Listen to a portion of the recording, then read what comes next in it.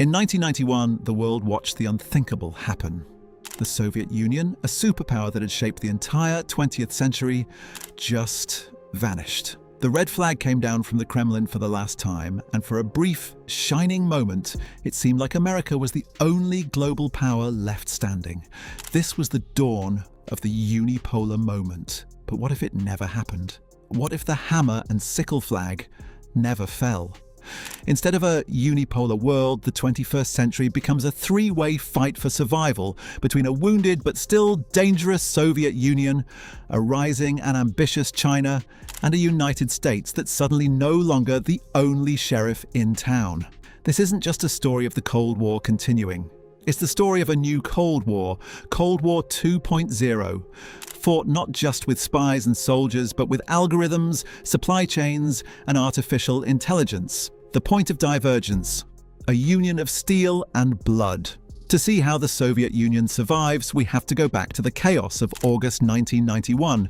In our timeline, a group of communist hardliners tried to overthrow the reformist leader Mikhail Gorbachev. Their coup was a mess. It was disorganized, famously defied by Boris Yeltsin standing on top of a tank, and it completely fell apart in 3 days. In fact, its failure is what sped up the end of the USSR. But in our alternate timeline, the August coup doesn't fail. This time, the plotters are ruthless and organized. They secure the army's loyalty and learn from their real-world mistakes. There's no iconic picture of Yeltsin on a tank because the tank crews follow their orders. Resistance in Moscow is crushed brutally and efficiently. Gorbachev is out, and a new iron-fisted committee led by Gennady Yanayev tells a shocked world that order has been restored. The West is furious. Sanctions are slapped on, speeches are made, and it feels like a new Iron Curtain is falling. But the new Soviet leadership knows it can't run on ideology alone. The economic rot that nearly killed the USSR is still there. So they look east to the other communist giant that was actually thriving, China. Beijing had crushed its own popular uprising at Tiananmen Square in 1989, but followed that crackdown with deep economic reforms. The new Soviet regime decides to try a similar, brutally pragmatic path.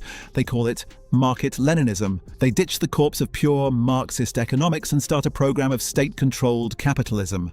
The crown jewels, oil, gas, the military-industrial complex, stay firmly in government hands. But other parts of the economy are opened up, all under the watchful, unforgiving eye of a newly empowered KGB.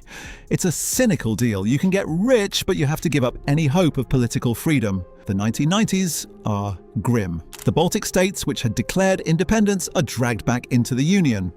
Separatist movements in places like Chechnya and Georgia are met not with talks, but with tanks. For the West, the post-Cold War peace dividend never cashes out. NATO, instead of wondering what its purpose is, remains a vital military alliance focused on containing a resurgent Soviet bear. Countries like Poland and Hungary don't just join the West, they become the tense, heavily militarized frontier of a divided continent all over again. By the late 90s, the Soviet Union is a strange paradox. Its economy is more dynamic than it's been in decades thanks to all that oil and gas money.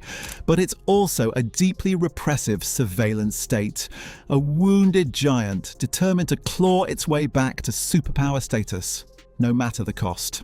The three-way struggle, the rise of the tripolar world. While the Soviet Union was clawing its way back from the edge, another giant was on the move.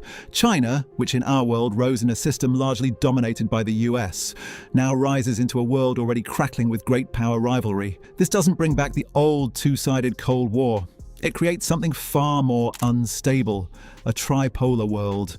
The United States, the Soviet Union, and China are now the three heavyweights constantly circling each other. And this isn't a team sport. The relationship between Moscow and Beijing is complicated. Sometimes they're tactical allies voting together at the UN to block American plans. But most of the time, they're bitter rivals. After their ideological split in the 20th century, they're now fighting to be the leader of the non-Western world. They compete for influence and resources across Africa, South America, and the Middle East. A port in Djibouti might get funding from China, while the local government's army is armed and trained by the Soviets. It's a global chess game with multiple players. Then comes September 11th, 2001. The attacks on the United States still happen, a horrifying act of terrorism that shocks the nation. But the world's reaction is completely different. In our timeline, the war on terror led to a brief moment of global unity. Here, it just becomes another arena for competition. The Soviet Union sends its official condolences, but privately, its leaders see a golden opportunity. As the US gets bogged down financially and militarily in Afghanistan and Iraq, the USSR uses the distraction. They brutally crush the last embers of Chechen independence, calling it an anti-terror operation. They squeeze their neighbors like Ukraine and the Central Asian republics, re-establishing their sphere of influence while Washington is looking elsewhere. China plays a similar game. It offers to help with counter-terrorism, but uses the global mood to justify its own crackdowns in places like Xinjiang, while at the same time hitting the accelerator on its economic expansion. That American unipolar moment, the chance for the US to shape the world in its image, is strangled in its crib. The 2000s and 2010s aren't about a global push for democracy, they're about proxy conflicts and shadow wars. NATO is transformed. It never expands into a peaceful Eastern Europe. Instead, it remains a hardened military bloc facing a clear and present danger. Defense budgets across Western Europe stay high. Germany is once again a frontline state, its military defined by the Soviet threat just a few hundred miles to its east. The whole idea of Europe managing its own defense happens much earlier and with far more urgency, because the continent is living under the constant shadow of a powerful and unpredictable neighbor. The world in 2026. The algorithmic Cold War. Welcome to the present day in our alternate timeline. It's 2026, and the world is defined by the tense, three-sided relationship between Washington, Moscow, and Beijing. The old fight between capitalism and communism is history. This new Cold War is a battle for technological supremacy, fought on fronts the old 20th century strategists could barely have dreamed of. The main battlefield isn't tanks or missiles anymore, it's technology itself. The most valuable resource in the world isn't oil, it's the microscopic circuits etched onto silicon. The global race for semiconductors has become the new arms race. The US, working with allies like the Netherlands and Japan, tries to create a chip embargo to deny Moscow and Beijing the advanced processors they need for AI and modern weapons. In response, the Soviets and Chinese pour hundreds of billions of dollars into a crash program to build their own chip industries from scratch. This creates a silicon curtain, dividing the world into two largely incompatible tech ecosystems. A smartphone you buy in Paris has totally different guts than one you'd buy in Moscow or Shanghai. This tech divide rips through the fabric of information too. There's no single global internet. What we have is a splinternet. There's the Western internet, still relatively open but heavily monitored for disinformation. There's the Sovnet, a walled-off, heavily censored digital space controlled by the Kremlin, where today's news and yesterday's history are rewritten in real time. And then there's China's Great Firewall, which has grown into a digital bubble that monitors and guides every part of a citizen's life. Information warfare isn't some fringe activity. It's a central pillar of how these governments rule. But the most terrifying front in this new Cold War is the race for artificial intelligence.